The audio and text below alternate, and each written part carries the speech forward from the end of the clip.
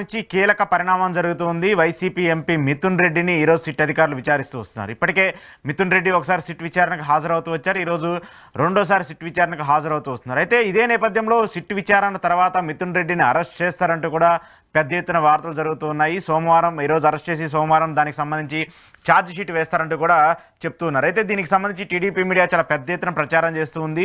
ఈరోజు మిథున్ రెడ్డి అరెస్ట్ కానీ జరిగితే ఆ తర్వాత జగన్మోహన్ రెడ్డి అరెస్టే ఉండబోతుందంటూ కూడా పెద్ద ఎత్తున ప్రచారం జరుగుతుంది. అయితే ఒకవేళ ఈ ఇష్యూకి సంబంధించి ఇప్పటికే విచారణ జరుగుతున్నటువంటి నేపథ్యంలో ఈ కేసుకు సంబంధించి ముందస్తు బెయిల్ కోసం హైకోర్టుకి సుప్రీంకోర్టుకు కూడా వెళ్తూ వచ్చారు మిథున్ రెడ్డి. అక్కడ కూడా ఆయనకి నిరాశే వస్తూ వచ్చింది. అయితే ఇది అక్రమమైనటువంటి అరెస్టులు ఇప్పటికే వైసీపీ నేతలకు సంబంధించి కావచ్చు, చాలామందిని లిక్కర్ కేసులు అరెస్ట్ చేస్తూ వచ్చారు, ఇంకా జరుగుతూ ఉన్నాయని చెప్పేసి వైసీపీ నేతలు హెచ్చరిస్తూ వస్తున్నప్పటికీ ఈరోజు మిథున్ రెడ్డి తర్వాత నెక్స్ట్ జగన్మోహన్ రెడ్డి అంటూ కూడా ఒక చర్చ జరుగుతుంది. దాంతోపాటు ఐఏఎస్ ఐపీఎస్లకు సంబంధించిన వ్యవహారం మీద పెద్ద ఎత్తున చర్చ జరుగుతుంది. ఇప్పటికే కొంతమంది ఐఏఎస్లు వాలంటరీ రిటైర్మెంట్ తీసుకుంటూ ఉంటే మిగతా కొంతమందికి సంబంధించి వాళ్ళకి పోస్టింగ్లు ఇవ్వకుండా వాళ్ళ శాలరీస్కి సంబంధించి కావచ్చు, ఇలాంటి ఇష్యూస్ అన్నీ కూడా పెండింగ్లో ఉన్నాయంటే వైసీపీ ఎంపీగా ఉన్నటువంటి తిరుపతి ఎంపీ గురుమూర్తి కూడా ప్రధానమంత్రికి, అలాగే రాష్ట్రపతికి, అలాగే సీజీఐకి కూడా లేఖలు రాస్తూ వచ్చారు. ఈ అంశాలకు సంబంధించి ఈరోజు ఇంటర్వ్యూలో మాట్లాడదాం. ఇంటర్వ్యూలో నాతో పాటు పార్టిసిపేట్ చేస్తున్నారు అనలిస్ట్ పురుషోత్తం రెడ్డి గారు. పురుషోత్తం రెడ్డి గారు నమస్తే.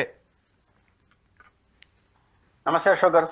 So liquor case end game అంటూ కూడా టీడీపీకి సంబంధించిన మీడియా కావచ్చు, టీడీపీకి సంబంధించిన నేతలు చెప్తూ ఉన్నారు. ఈరోజు మిథున్ రెడ్డి గారిని రెండోసారి విచారిస్తుంది సిట్ అధికారులు. విచారణ తర్వాత ఆయన అరెస్ట్ చేస్తారంటూ కూడా ఒక పెద్ద ఎత్తున చర్చ జరుగుతుంది.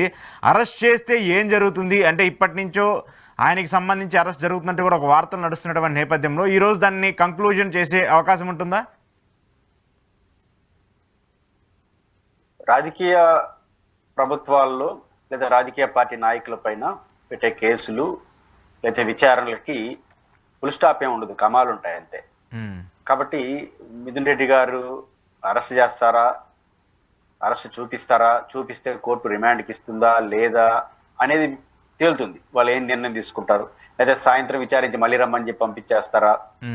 అయితే చీఫ్ జస్టిస్ సుప్రీంకోర్టుకు వెళ్ళిన నేపథ్యంలో, ముందస్తు బెయిల్ నిరాకరించిన నేపథ్యంలో ఆయన్ని అదుపులో తీసుకునే ఎసులుబాటు అయితే సిట్టికి వచ్చింది. ముందస్తు బెయిల్ వచ్చి ఉంటే ఎసులుబాటు ఉండదు. అవును, దాని అర్థం ముందస్తు బెయిల్ ఇవ్వలేదంటే అర్థం వెంటనే అరెస్ట్ చేయమని కూడా కాదు. కాబట్టి అరెస్ట్ కాకుండా ఆపడం అనేది సాధ్యం కాదు. అంటే వాళ్ళు అనుకుంటే అరెస్ట్ చేయొచ్చు, లేదా విచారణ కూడా కొనసాగించవచ్చు. కాబట్టి వాళ్ళకి ఎసులుబాటు లభించింది. ఏం చేస్తారని చూడాలి. అది ఇక్కడ 2-3 ప్రశ్నలు ఉన్నాయి. మిథున్ రెడ్డి గారి కేసు చూసినప్పుడు అందులో ఏం జరిగింది అని విచారణ సంస్థ చెప్పాలి, కోర్టులు నిర్ధారించాలి. జరుగుతున్న ప్రాసెస్ లో మిథున్ రెడ్డి గారు అరెస్ట్ చేస్తారా, ఆ తర్వాత జగన్ గారిని అరెస్ట్ చేస్తారా అనే కంక్లూడింగ్ కి రాలేకపోతున్నాం. కారణం ఏంటంటే ఒక 10-15 ఏళ్ల క్రితం ఇప్పుడు డాక్టరు, వైద్యుడు రోగిని చూసి టెస్టులు చేసి ఆ రోగాలు నిర్ధారణ చేసుకున్న తర్వాత ట్రీట్మెంట్ ఇచ్చేస్తాడు. అంటే రోగాల ఆధారంగా నిర్ధారణ. ఇక్కడ కూడా మనం కేసు పెట్టిన తర్వాత ఎఫ్ఐఆర్, ఆ కేసులో అలిగేషన్స్, వాళ్ళు చెప్పే ఆధారాలు, దాని ఆధారంగా మనకే కేసులు అరెస్టులు అవన్నీ జరిగేట్టుగా ఉంటే ఖచ్చితంగా ఇది అరెస్ట్ అవ్వచ్చు, కాకపోవచ్చు. పెట్టిన సెక్షన్లు ఆధారంగా చేసుకుంటే బెయిల్ వస్తుందా, బెయిల్ రాదని చెప్పచ్చు. ఇప్పుడు గత 10-20 ఏళ్ళుగా జరుగుతుంది ఏంటంటే 2 చూస్తున్నారు. ఒకటి, కేసులో ఉండే మెటీరియల్ కన్నా పొలిటికల్ మెటీరియల్ ఎక్కువ ప్రయారిటీ ఇస్తున్నారు. అంటే మనం ఈయన అరెస్ట్ చేస్తే లాభమా నష్టమా, నష్టం ఏంటి, లాభం ఏంటి, బేరేజ్ వేసుకుని కూడా అరెస్టులు అట్టబోతున్నారు. కానీ ఇట్లాంటి దశకు వచ్చిన తర్వాత పొలిటికల్ పార్టీ యొక్క ఆలోచన బట్టి అరెస్టులు అయిపోతా ఉన్నప్పుడు అధికార పార్టీది కేసును చూసి మనం చెప్పలేం. ఇప్పుడు తెలుగుదేశం పార్టీ బుర్రలోకి దూరాలి, వాళ్ళు ఏం ఆలోచించుండొచ్చు ఏంటి అనేది. అంటే అది కొంచెం కాంప్లికేట్ అవుతా ఉంది. అయితే అరెస్ట్ చేయడానికి పెద్ద ఇబ్బందులు ఏమి లేవు. అరెస్ట్ అయినంత మాత్రాన విచారణ ఎదుర్కొన్న వాళ్ళు దోషులు కాదు, వాళ్ళు ముద్దాయిలు మాత్రమే. అంటే ఆరోపణలు ఎదుర్కొంటున్న వ్యక్తులు. సిట్టు ఆరోపిస్తా ఉంది, వీళ్ళు కాదంటున్నారు. కోర్టు తీర్పిచ్చేంత వరకు వాళ్ళేమి నిందితులు దోషులుగా నిలబడరు, వాళ్ళు ఆరోపణలు ఎదుర్కొంటున్న వాళ్ళుగానే ఉంటారు. ఇప్పుడు మిథున్ రెడ్డి గారైనా ఇంకోరైనా ఆరోపణలు ఎదుర్కొంటున్నటువంటి ముద్దాయిలు మాత్రమే చూడాలి. కానీ పాయింట్ ఏంటంటే మిథున్ రెడ్డి గారికి సంబంధించినంత వరకు మిథున్ రెడ్డి గారి కేసులో కొంచెం ప్రభుత్వం డిఫెన్స్ పాలిటిక్స్ చేస్తా ఉంది. కేసు ఏంటన్నది తేలనివ్వండి, కానీ ఇక్కడ మిథున్ రెడ్డి గారు పొలిటికల్ క్యారెక్టర్ చూసినప్పుడు ఆయన పెద్దగా కాంట్రవర్షియల్ వ్యక్తిగా ప్రపంచం ముందు నిలబడడు. ఆయన పైన చేసుకోబోయే స్వభావం దట్లు చంద్రబాబు నాయుడు గారికి పెద్దిరెడ్డి గారి కుటుంబానికి విద్యార్థి దశ నుంచే రాజకీయ వైరం పొలిటికల్ గా ఎప్పటి నుంచో ఉంది. ఇది కూడా పొలిటికల్ ఉంది. చిత్తూరు జిల్లా బేసిక్ చంద్రబాబు నాయుడు గారి సొంత జిల్లా. ఈ మొన్న ఎన్నికల్లోనే ఏకపక్షంగా తెలుగుదేశం గెలిచింది. అంతకుముందు చంద్రబాబు గారు ముఖ్యమంత్రిగా ఉన్నా కూడా మెజారిటీ కాంగ్రెస్ వైసీపీ గెలిచేది. దానికి పెద్దిరెడ్డి గారి కేంద్రంగా నడిచేది. అంటే ఇట్లాంటి ఒక రాజకీయ వైరం గల కుటుంబం కూడా వాళ్ళు ఉన్నారు. ఏదైనప్పటికీ ఇట్లాంటి నేపథ్యంలో అరెస్టులను ప్రజలు భిన్నంగా చూస్తారు. మిథున్ రెడ్డి గారు కాంట్రవర్షన్స్ అవి చేయడం ఆయన అనుకున్నట్టు చేస్తారు. అంతే తప్ప ప్రత్యక్షుల మీద గొడవలు ఇవేం పెట్టుకోడు ఆయన.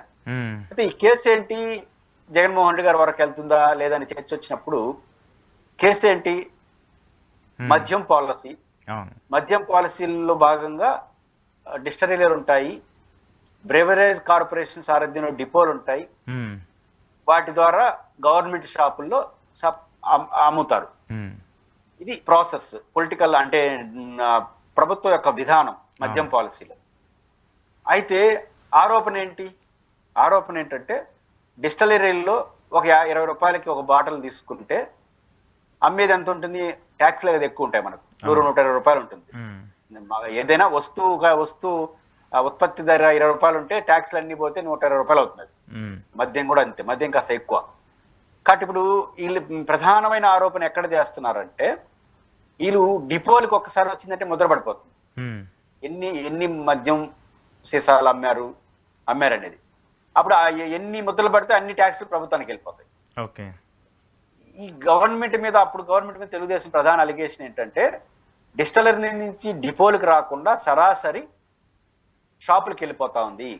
అప్పుడేమవుతుంది, ఆ ప్రభుత్వానికి రావాల్సిన ట్యాక్స్లు వీళ్ళు తీసేశారు, గవర్నమెంట్కి రాలేదు. ఆ రకంగా కరప్షన్ జరిగిందని దీనికి డిస్టలరీ నుంచి పెద్ద మొత్తంలో వైసీపీ నాయకులు ఆ రోజున్న చేశారు. వాళ్ళంతా సరాసరి పోయి జగన్మోహన్ రెడ్డి గారికి ఇచ్చేసినారు. కాబట్టి వీళ్ళు దోషులు అనేది ప్రధానంగా తెలుగుదేశం పార్టీ ఆ రోజు ఈ రోజు చెప్తున్నటువంటి మాట. రెండోది అదనంగా నాసిరకమైన మద్యం సప్లై చేశారు అనేది రెండో పాయింట్. ఈ 2 పాయింట్లు కాసేపు నిజం అనుకుంటే డైరెక్ట్ గా ముఖ్యమంత్రి గారికి ఎట్లా వర్తిస్తుంది, లేదా మిథున్ రెడ్డి గారికి ఎట్లా వర్తిస్తుంది? వర్తించడం అంటే కోర్టుల ముందు ఆధారమే. నాకు మీకున్న అభిప్రాయం కాదు, నిజాల కన్నా టెక్నికాలిటీస్ ప్రధానమే. ఇప్పుడు ముఖ్యమంత్రి గారికి చేరాలి అంటే మద్యం పాలసీలు ఏమన్నా తప్పులున్నాయా? లేవు. కింద జరిగిన మాల్ ప్రాక్టీస్ కి జగన్మోహన్ రెడ్డి గారి నాయకత్వంలో కేబినెట్ తీర్మానానికి ఎక్కడ మాల్ ప్రాక్టీస్ కనపడదు. మద్యం డిస్టలరీలకి ఆర్డర్లు ఇస్తారు డిపోలు, వాళ్ళు 1000 బాటిల్ ఇచ్చే ముందు 2000 బాటిల్స్ అమ్మేస్తారు ఇక్కడ, కానీ 1000 బాటిల్లే రికార్డ్ అవుతాయి. అది ఎక్కడ ముఖ్యమంత్రి గారికి కేబినెట్కి ఏం సంబంధం? ఇక డిస్టలరీలు ఇక్కడ ఉన్నటువంటి అధికారులు వీళ్ళు వాళ్ళ పైన ఇన్ఫ్లుయెన్స్ చేసే పొలిటీషియన్స్. టెక్నికల్ గా ఎక్కడ ప్రభుత్వ కేబినెట్ తీర్మానానికి మద్యం పాలసీకి మాల్ ప్రాక్టీస్ కి ఆరోపణలకి ఎక్కడ పొంతనుంది? అంటే ఇక్కడ